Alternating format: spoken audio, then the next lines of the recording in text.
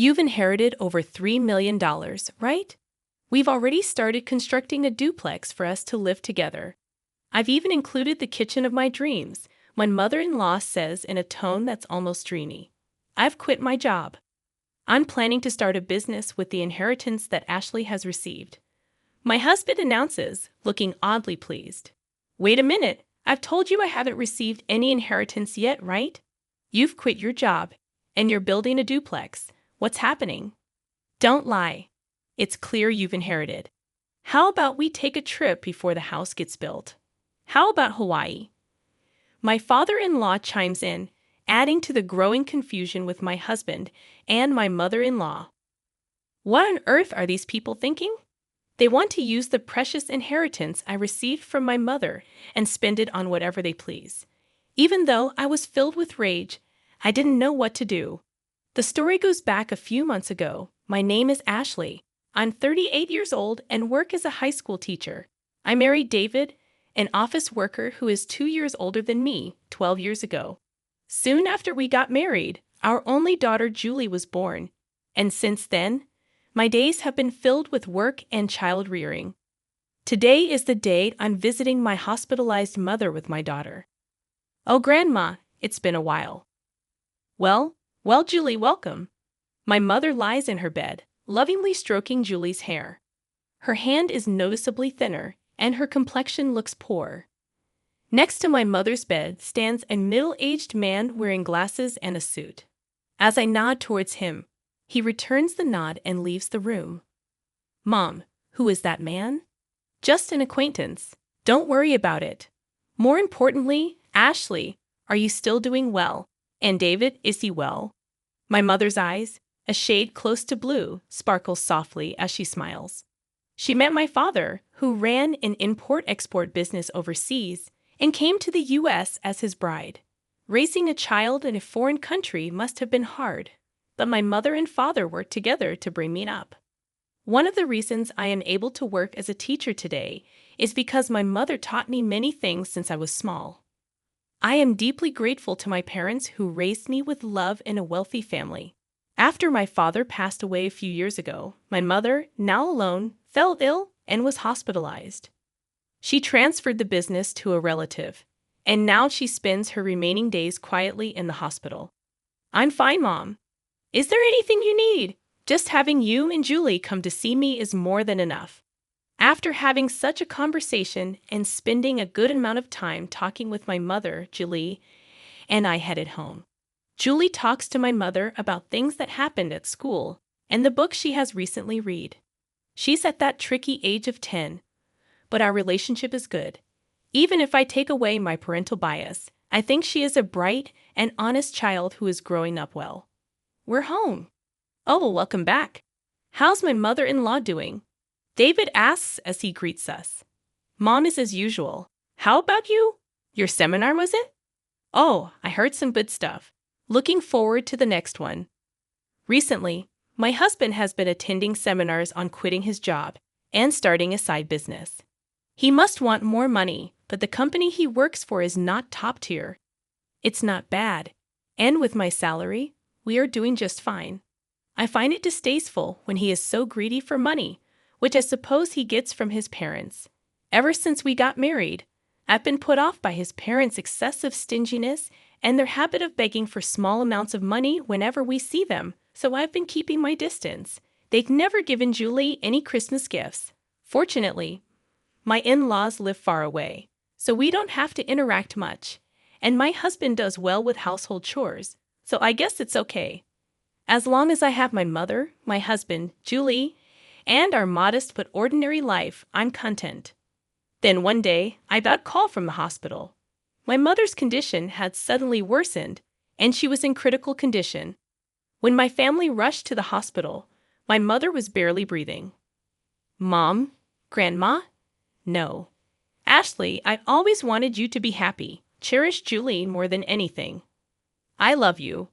In the end, those were my mother's last words. My mother, who raised me with all her heart alongside my father, adored Julie from the bottom of her heart.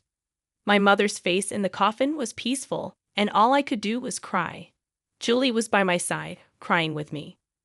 A little while after my mother passed away, an envelope arrived at our house. A law firm. Ashley was perplexed as she opened the envelope from an unfamiliar sender. Inside was a document stating, "I have been entrusted with your mother's will, which leaves all of her inheritance to you." Ashley and her mother had never discussed the subject of inheritance before, so she was taken aback. However, since the letter had indeed arrived, she decided to visit the law firm on her own. "Hello, I'm the attorney Ed." The man who appeared was the middle-aged gentleman with glasses who had been present when she visited her mother in the hospital. "You were in my mother's hospital room before?" Ashley questioned the man with the familiar face. "Yes, we met in the hospital room. Actually, from that time, I was entrusted by your mother." Hearing his kind voice, Ashley found herself on the verge of tears, and then she was shocked beyond belief. 500 million. Yes, Ashley. When your father passed away, you waived your right to the inheritance so your mother could receive it all. When you add that inheritance to your mother's personal assets, even after deducting taxes, this is the amount your mother has named you as the sole heir. My parents had indeed been wealthy, but I hadn't imagined that they had left such an inheritance. I had never asked my parents for money after getting married and avoided the topic of inheritance as it seemed unlucky. Feeling dizzy, I realized this must be an expression of love from my mother. With that thought, I left the procedures to Ed. "Your mother cared about you more than anything. She instructed me to assist you if necessary. Please feel free to discuss anything with me." "Thank you. I appreciate your help." Ashley bowed her head several times to Ed and left the room. Time passed, and it was around the time of her mother's 49th day memorial service. Her husband, David, began to frequently ask about her mother's inheritance.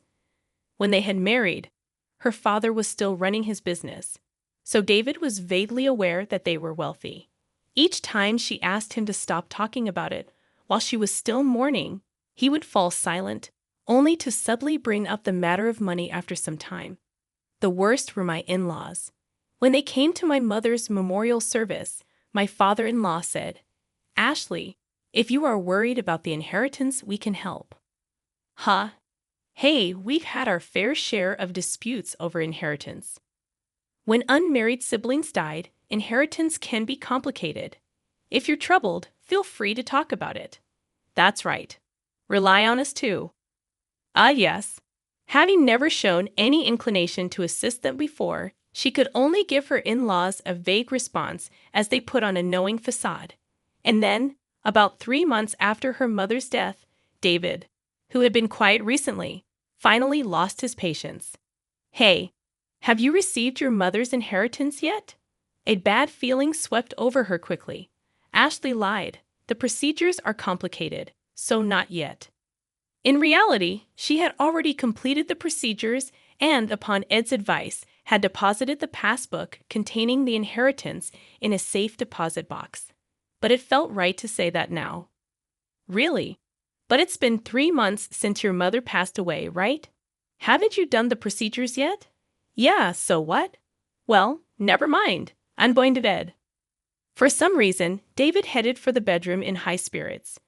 With the nagging unease in her chest, Ashley prepared for work the next day and then headed for bed. The next day, as Ashley and Julie were cleaning up after dinner, the doorbell rang. Julie hurried to the door, and when Ashley poked her head out from the kitchen, she saw her in-laws who had dropped by unexpectedly and David returning from work. "Why are my father-in-law and mother-in-law here?" "It's not a big deal, Julie. Go to your room." Julie glanced anxiously at us and headed to her room. "What's going on?" "Never mind that, Ashley. We have something to celebrate today." Ed, her father-in-law, was in high spirits as he opened their fridge and took out a beer. "Celebration. You inherited more than $300 million, didn't you? We've already started building a duplex house for us to live together. It even comes with a dreamlike modern kitchen." The one who spoke in the dreamy tone was her mother-in-law. "What? What are you talking about, Ashley?" "Be happy. We've decided to build a duplex house. We used half of our savings and the money that Mom and Dad have put aside for the down payment. The loan is under my name, but you can pay it all at once with your inheritance, right? Give back to the two of them. I quit my job. I decided to start a business using that inheritance you received. David, her husband, looked somehow satisfied as he said these words. Wait a minute. What are you talking about? I told you I haven't received the inheritance yet, didn't I? And what does quitting your job and a duplex house mean?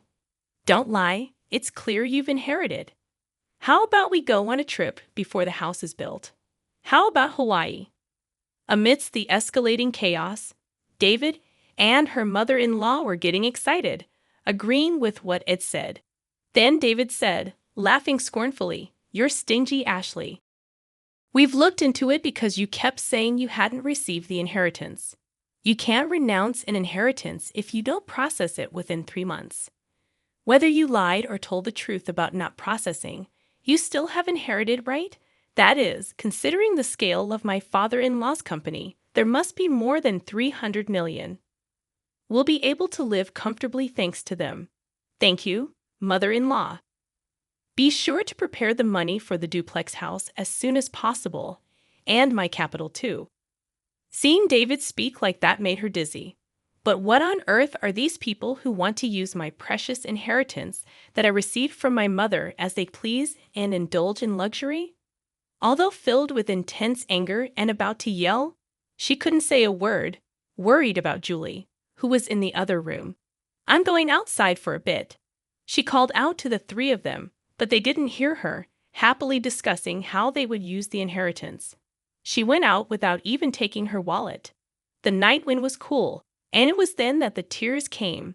She went to the hilltop park where she used to come with her mother and cried, holding back her voice. Her anger didn't subside. Feeling frustrated and worn out, her heart was exploited. Her emotions were a mess, but she couldn't just say she wanted a divorce. They still had their child, Julie. Her mother's words, "Take care of Julie above all else," came back to her, and tears spilled again. Suddenly, someone spoke to her. Surprised, she opened her eyes, and the person began to speak softly. 3 days later, she called her husband and in-laws to a restaurant with private rooms. "So you finally came back home after that day. Did you withdraw the money, Ashley? You shouldn't leave home without telling your husband." "Exactly." Ignoring the words of the three people, she took out a document. It was a divorce notice already filled out. "David, I want a divorce." "What? What are you saying?" Her husband looked panicked, and her in-laws looked at each other. "I can't go on with you anymore." "What are you saying?" David's face was turning red as he lashed out at her. "You're leaving us after receiving the inheritance. You changed because you got the money, you miser." "That's my words, Ashley." Snap back. "Ever since I inherited my mother's estate, you've been out of control. Quitting jobs to start a business, deciding to live with in-laws without even asking, taking out my savings to build a 2-family home, and then planning a trip to Hawaii. Who is the one who changed when the money came in? I can't possibly stay with such people."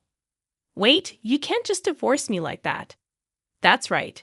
Our savings after marriage are shared property. Half of the inheritance belongs to David, no matter what." "That's correct.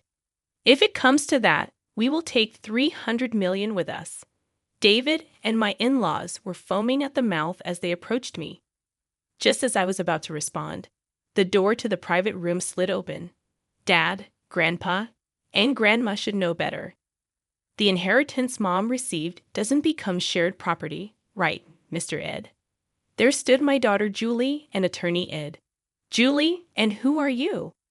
"I'm Attorney Ed. Ashley's mother had entrusted me with this matter, and I've been advising Ashley." As Ed bowed, Dave seemed flustered. "That's all well and good, but wait. The inheritance doesn't become shared property?" "That's correct.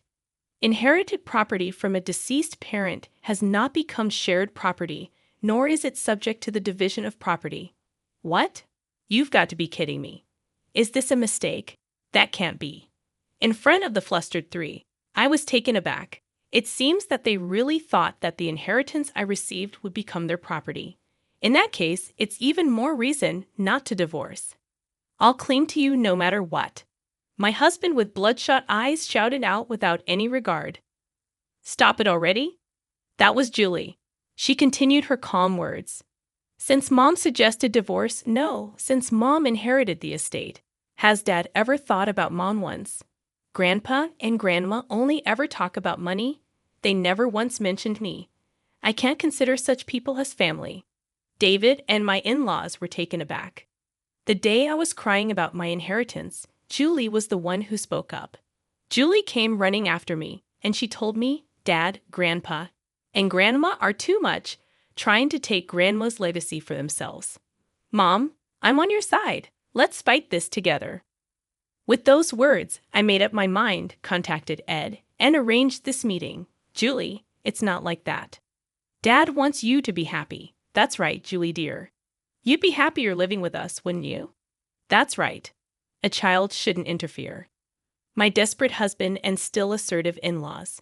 Julie, with an exasperated look on her face, said, I'm going with Mom. I can't bear to be with you anymore. Julie said this and looked away. Anyway, we've made up our minds. Julie and I will be leaving. As I said this calmly, David got angry.